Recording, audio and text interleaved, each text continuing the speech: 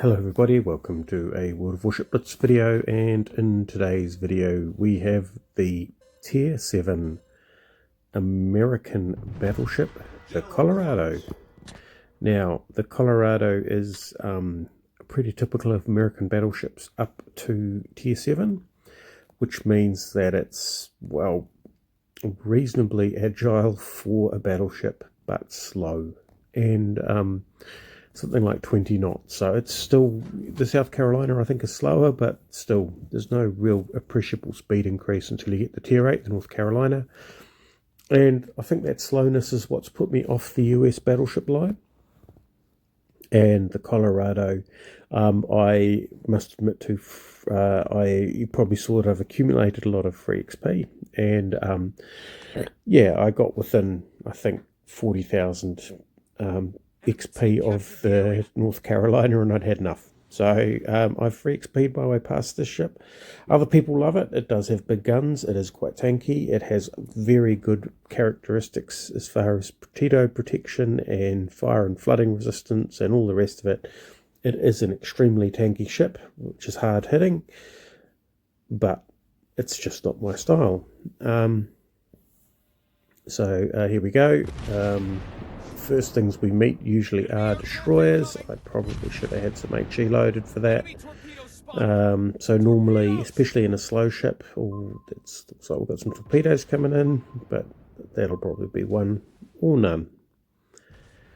Anyway, so yeah, so where was I? So you can see that it, although it's agile for a battleship, well, we just hit the island there, it does turn slowly, and that lack of speed means that it is a pretty easy target for torpedoes from my experience, especially sort of mid-range. Long-range torpedoes, if you understand what the destroyer is doing, yep, sure, you may be able to deal with those, but it doesn't cover a lot of ground, so that doesn't give you a lot of opportunities to use space in order to avoid them. Anyway, here we are tanking the cap, and the Colorado is fantastic at this task. Oh, hello, there's a Duke of Duster behind me. That's good. Well, hopefully that means there's no destroyers behind me, because he'd deal with them. Here we are, we're going to lose our second ship, is it, or our first ship? Our Fuso, by the looks of it, it's gone down. So yes, at the moment what I'm trying to do is keep those destroyers on relatively low health and knock out this New Mexico next to me. If I keep them on low health, they'll keep their distance, and they won't try any sort of fast moves in. It is a particular concern I find in slower ships. And here we are taking the cap as well, so hopefully this we've taken the cap, so the enemy's stepped out of it. So as a battleship driver, especially in a slow battleship, you absolutely have to tank the cap. I'm sorry guys, but the Colorado is not a suitable ship for a flanking maneuver. As you can see, some decent hits there against the Nuremberg, but not sufficient to knock him down. Those torpedoes probably a bit hopeful, but long range. I think he's actually going for the destroyer, which is what's going to happen. No, destroyer got tagged by the Nuremberg. And we just basically have this Gneiss now that's going in reverse. We'll hit him, because there's not a lot else going on. That Nuremberg has decided to hide behind the island, and that gives us the Confederate medal, because basically we're shooting at anything that moves.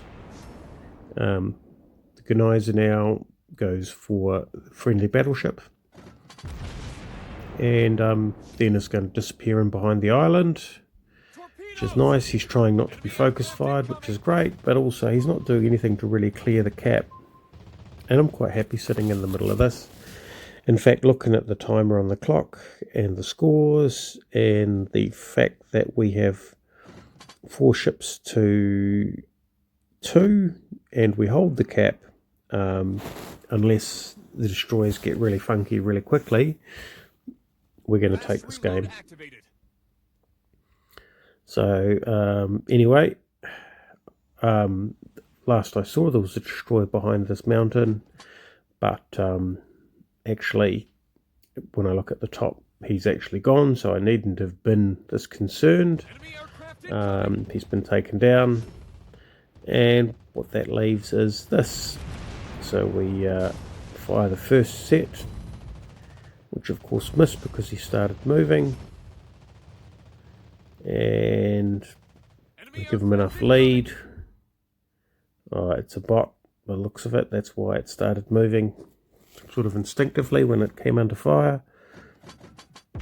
So we fire and we choose AP because basically we just wanted to get the damage. 1 shell hits. For some reason recently I seem to have gone off my game as far as accuracy is concerned. So yeah, there's an example of it. You do tend to need to aim a little bit lower down on carriers, despite there being quite tall ships. There we go, that's a much better, well, yeah, that's effective. So yeah, so the Colorado in action, powerful guns. As you can see, we quite happily stayed in the middle of the cap. I'm not sure many people were actually firing at us, but we took a few shots and not a lot of damage.